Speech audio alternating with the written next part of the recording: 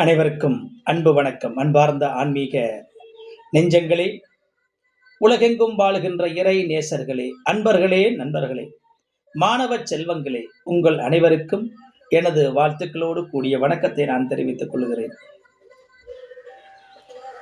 தொடர்ச்சியாக நாம் சில வீடியோக்களை நம்ம பார்த்து வருகிறோம். ஆன்மாக்களை பற்றிய புரிந்துணர்வை சில வீடியோக்கள் மூலமாக நாம் பார்த்தோம். மனித வாழ்விலே ஆன்மா மிக முக்கியமானது. அது எப்படி உருவாகிறது, எப்படி வளர்ச்சி அடைகிறது, மரணத்திற்கு பின்பு அந்த ஆன்மாவினுடைய நிலை என்ன, எல்லாவற்றையும் பார்த்தோம். சுருக்கமாகத்தான் பார்த்துருக்கோம். அது மிகப்பெரிய ஒரு பரந்த சமுத்திரம் போன்றது. பேசினா பேசிக்கிட்டே போகலாம், மணிக்கணக்கில் பேசலாம். அப்படிப்பட்ட ஒரு அற்புதமான விஷயம் ஆத்மாக்கள், ஆன்மாவினுடைய நிலை. சரி, இன்று நாம் பார்க்க போவது உலகத்தினுடைய சில விஷயங்களை நாம் பார்ப்போம். உலக விஷயங்கள், பொதுவான சில விஷயங்களை சுருக்கமாக பார்க்கலாம். இப்ப இருக்கின்ற இந்த கால சூழ்நிலை, உலகத்தில் நடக்கின்ற பல சம்பவங்கள், சம்பாவிதங்கள், இவை எல்லாமே இந்த டிசம்பர் வரைக்குமே டிசம்பர் எண்டு வரைக்குமே மிகப்பெரிய கிளர்ச்சிகளும் பிரச்சனைகளும் சில அழிவுகளும் உலகத்திலே ஏற்பட போகின்றன. சனி பகவானுடைய வக்கிரம், அவர் வக்கிரத்திலே இருக்கின்ற பொழுது பல்வேறு விதமான பேரிடர்களை தனி மனிதனுக்கும் உலகிற்குமே கொடுக்கக்கூடியவர். அந்த வகையில இப்போ நடந்து கொண்டிருக்கின்ற சில அசாதாரணமான சூழ்நிலைகள், இன்னும் சற்று அதிகரிக்கக்கூடிய சூழ்நிலைகள் வரும். உலகத்துல போரினால் பிரச்சனை, பூகம்பத்தினால் பிரச்சனை, ஒரு பக்கம் வெள்ளத்தினால் பிரச்சனை, இன்னொரு பக்கம் வெயில் கொடுமையினால பிரச்சனை. அதாவது அதர்மம் அழிக்கப்பட்டு தர்மம் நிலைநாட்டப்படுவதற்கான காலகட்டங்கள், அந்த கலியுகம் முடிந்து அந்த சதுர்யுகம் வருகின்ற காலகட்டத்தில் இவ்வாறான இழப்புகளும் பேரிடர்களும் வந்துதான் சேரும். இவையெல்லாம் மனிதனால் உருவாக்கி கொள்ளுகின்ற விஷயங்களே. இறைவனுடைய சக்திகளுக்கும் வழிகாட்டுதலுக்கும் அடங்கி நடக்காத மானிடர்கள் இருக்கின்ற வரை உலகம் பேரழிவை சந்திக்கும். கடவுள் கொடுத்த தெய்வீக வழிகாட்டுதல்களை மீறினால், இயற்கை வளங்களை அழித்தால், இதைவிட கொடுமையான விஷயங்களை சந்திக்க போகின்றோம். விஞ்ஞான வளர்ச்சி மிக பிரம்மாண்டமாக வளர்ந்து வந்தாலும் ஆன்மீகமும் அதற்கு நிகராக வளர வேண்டும். மூட நம்பிக்கைகளை களைந்து பிற்போக்குத்தனமான எண்ணங்களை விடுத்து விஞ்ஞானத்திற்கு ஈடு கொடுக்கின்ற விதமாக நம்மளுடைய செயல்பாடுகள் இருந்தால் உலகம் தப்பிக்கும். இல்லை என்றால் விளைவுகள் மோசமாகத்தான் இருக்கும். சிறுவர்களிலிருந்து பெரியவர்கள் வரையும் முரண்பாடற்ற சூழ்நிலை இருக்கணும். ஆனா இன்னைக்கு முரண்பாடோடையே இருக்கிறாங்க. ஒருவரை ஒருவர் அழிக்கின்ற ஒரு நிலைப்பாடு, அக்கம் பக்கத்தில் இருக்கிறவங்க ஒரு யூனிட்டி இல்லாத நிலைப்பாடு, அரசியல் கட்சிகள் ஏட்டிக்கு போட்டியாக ஆணவத்தோடு இருக்கின்ற நிலை, ஒரு கட்சியை இன்னொரு கட்சி அழிக்கணும் என்ற நிலை, இது எல்லாமே ஆபத்துக்களை தான் விளைவிக்கும். உலக அளவில் ஒரு கலோபரம் ஏற்பட போவது நிச்சயம். இந்த காலகட்டத்தில் பல அழிவுகள், பல்லாயிரக்கணக்கான மக்கள் மரணத்தை சந்திக்கின்ற காலகட்டமும் வரப்போகிறது. தமிழகத்தை எடுத்துக்கொண்டால்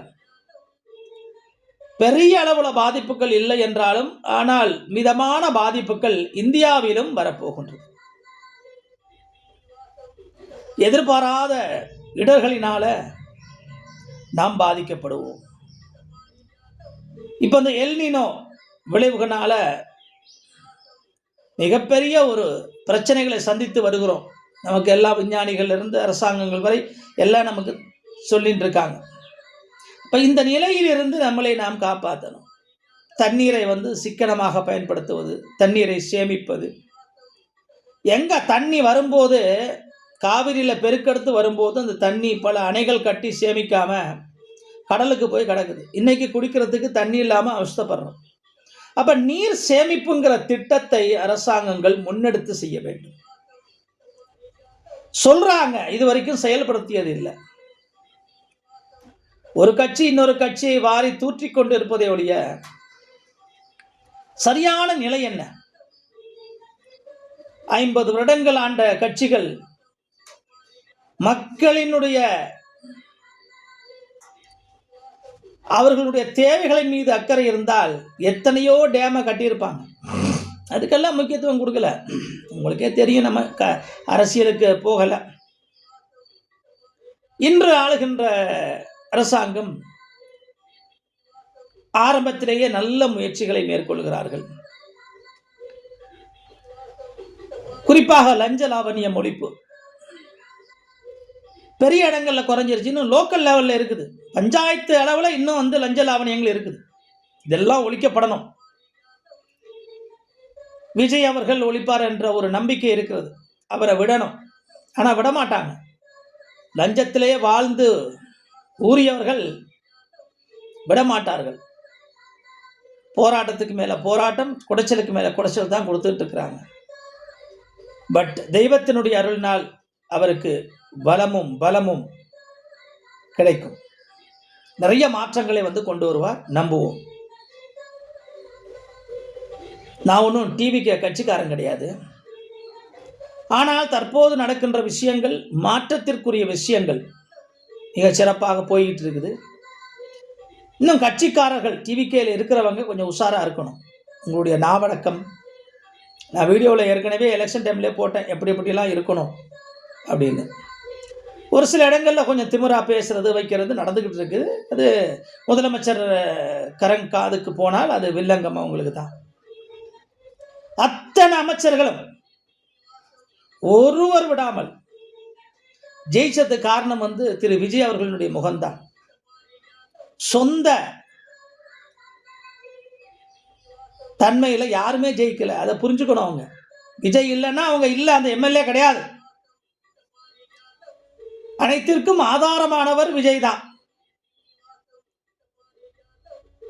அந்த முருகப்பெருமானுடைய அருளினால சரியாதான் ஆட்சி கொண்டு போயிட்டு இருக்காரு.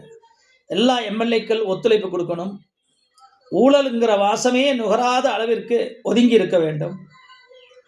எந்த விஷயங்களை செய்யலாம், எந்த விஷயங்களை செய்யக்கூடாது என்பதை யோசிச்சு செஞ்சா நிச்சயமா இந்த நாடு வரப்போற ஆபத்துல இருந்து காப்பாற்ற முடியும். ஏன் நான் இதை சொல்றேன் அப்படின்னா, வரப்போற பேரழிவுகளில் இருந்து ஆளுகின்ற அரசாங்கம் தான் காப்பாற்ற முடியும்.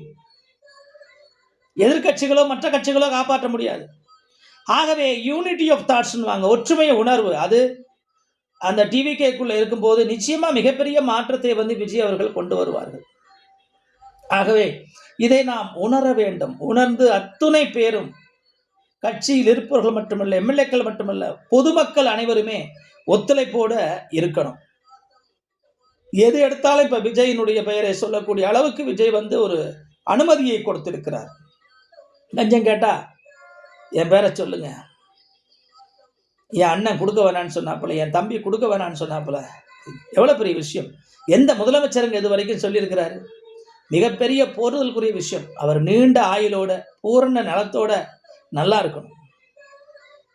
ஆகவே இப்ப வரப்போகின்ற காலங்கள் மிகவும் குரூசியல் டைம், கஷ்டங்களுக்குரிய காலங்களாக வரப்போகுது. இதுல இருந்து தமிழக அரசு மக்களை காப்பாற்றுவதற்கான சரியான திட்டமிடுதல் செய்ய வேண்டும். வெயில் கொடுமை மழை பொய்த்து வெயில் கொடுமையினால் இருக்க ஆங்காங்கே நீர்த்தொட்டிகள் அமைத்து, மனுஷனுக்கு மட்டுமல்ல வனவிலங்குகளுக்கும் அதற்கான நீர்த்தொட்டிகளை அமைத்து நீர் வழங்க வேண்டும். இல்லை என்றால் வனவிலங்குகள் ஊருக்குள்ள வந்துடும். அதனால பல பிரச்சனைகள் ஏற்படும், பல உயிர் சேதங்கள் ஏற்படும். மக்களை காப்பாற்றுவது போன்று வனவிலங்குகளையும் இந்த அரசாங்கம் காப்பாற்ற வேண்டும் என்பது எனது அன்பான வேண்டுகோள். அங்கு அங்கு வைக்கப்படுகின்ற சில மனிதர்கள் அருந்துகின்ற அந்த நீர் பானைகள் இல்ல அந்த பாட்டில்கள்ல வந்து பாத்தீங்கன்னா கேன்கள்ல கொஞ்ச நாள் வைக்கிறாங்க, அதுக்கப்புறம் அது ஒண்ணுமே இல்லை. கடமைக்காக சில கட்சிகள் செய்கின்றன. இதையெல்லாம் விடுத்து ரெகுலரா கிடைப்பது போன்ற சுத்தமான குடிநீர் இந்த வெயில் காலத்தில் மக்களுக்கு, ஏழை எளிய மக்களுக்கு கிடைப்பது போன்ற சில விஷயங்களை இந்த அரசாங்கம் செய்ய வேண்டும். ஏன்னா வெயிலினுடைய தாக்கம் போக போக இன்னும் கொடுமையாக போகிறது. மழை பெய்தால்தான் இதற்கெல்லாம் தீர்வு வரும். மழை பெய்யாமல் இருக்க போறதில்லை, ஆனால் மிக குறைந்த மழை அளவே இருக்கிறது. ஆகவே குடிநீர் சேமிப்பு விஷயங்களுக்கெல்லாம் அரசாங்கம் முக்கியத்துவம் கொடுக்க வேண்டும். ஆகவே டிவிக்கு அரசாங்கம் நிச்சயமாக இதனை முறைப்படுத்தி சரிப்படுத்தி மக்களுடைய தேவைகளை செய்வார்கள், கவலை வேண்டாம். நாம் செய்வதெல்லாம் ஒன்றே ஒன்று தான். என்ன செய்ய வேணும்னா அவங்க நல்லா இருக்கணும் அப்படின்னு நம்ம பிரார்த்தனை செய்யணும். அது எந்த மதமாக இருந்தாலும் சரி, கட்சி பார்க்காதீங்க. எல்லோரும் இந்த ஆட்சியில் உள்ளவர்கள், அமைச்சர்கள், முதலமைச்சருக்காக நாம் பிரார்த்தனை செய்ய வேண்டும். அவங்க நல்லா இருக்கணும், அவங்களுடைய சிந்தனைகள் செயல்கள் நல்லபடி இருக்கணும், மக்களை காப்பாற்றுவதற்கான நல்ல வழிகாட்டுதல் அவர்களுக்கு கிடைக்க வேண்டும் என்பதை எல்லாம் வேண்டி நாம் பிரார்த்தனைகள் செய்ய வேண்டும். தெய்வத்தால் ஆகாதது வேறு எதுவும் இல்லை. ஆகவே எல்லோருக்கும் இது அன்பான வேண்டுகோள். எல்லாவற்றையும் மறந்து உலக மக்கள் நாம், தமிழக மக்கள் நாம் ஒரு வேண்டுதலை மேற்கொள்ள வேண்டும். இந்த இக்கட்டான சூழ்நிலையில் இருந்து மக்களை காப்பாற்றக்கூடிய வல்லமையும் பலமும் இந்த அரசாங்கத்திற்கு கிடைக்க வேண்டும் என்பதே எனது ஆவல். எல்லாம் வல்ல மகாசக்தி அம்மன், சர்வசக்தி வாய்ந்தவள், தர்மத்தையும் நீதியையும் நிலைநாட்டுகின்றவள், நிச்சயமாக இந்த அரசுக்கு பலத்தையும் பலவீன எண்ணங்களை போக்கி சர்வ கடாட்சத்தோடு சர்வ சக்தியை வழங்க வேண்டும் என்று அந்த தாயாரிடம் நான் மன்றாடி வேண்டிக் கொள்கிறேன். எல்லாம் வல்ல மகாசக்தி அம்மனுடைய அருள் கிடைக்கும். விஜய் அவர்களுடைய அடுத்த கட்டம் மிக சிறப்பாக இருக்கும். கூட்டணி கட்சிகள் எல்லாம் நீண்ட காலம் உதவி செய்தால் மிகப்பெரிய ஒரு மாற்றத்திற்கு வரும். சுயநலத்தால் ஆடினால் ஒன்றுமில்லாமல் போய்விடுவார்கள். காசு பணத்திற்காக ஆசைப்படாமல் தமிழக மக்களினுடைய நலனுக்காக ஆசைப்படுகின்ற பொழுது நிச்சயமாக மாற்றம் வரும், கவலை வேண்டாம். ஆகவே இந்த உலக சூழ்நிலைகளுக்கு ஏற்ப நாம் மக்களாகிய நாம் செய்ய வேண்டியது வழிபாடுகள் தான்.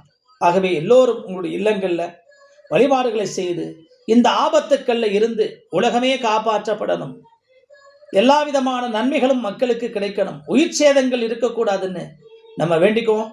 எல்லோரும் நலமோடு வளமோடு வாழ வேண்டும் என்று நாம் வேண்டினால் நமது நாடும் வளமாக இருக்கும், நமது மக்களும் நலமாக இருப்பார்கள், நாமும் நலமாக இருப்போம். நன்றி, வணக்கம். இந்த வீடியோ பிடிச்சிருந்தா மற்றவங்களுக்கும் ஷேர் பண்ணுங்க. நன்றி, வணக்கம்.